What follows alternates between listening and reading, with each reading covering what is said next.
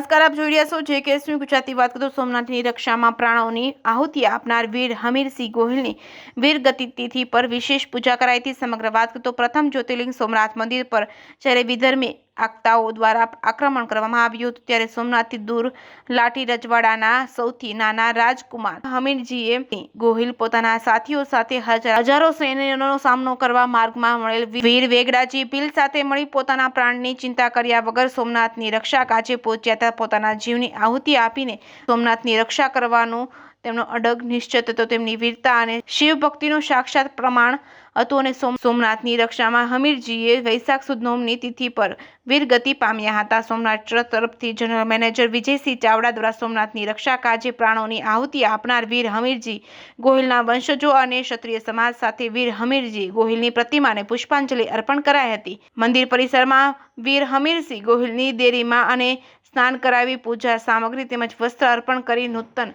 ધ્વજારોહણ તેમજ સોમનાથ મંદિર પર નૂતન ધ્વજારોહણ કરવામાં આવ્યું હતું। JKS ન્યૂઝ ગુજરાતી સાથે મહેશ વાજા, સોમનાથ।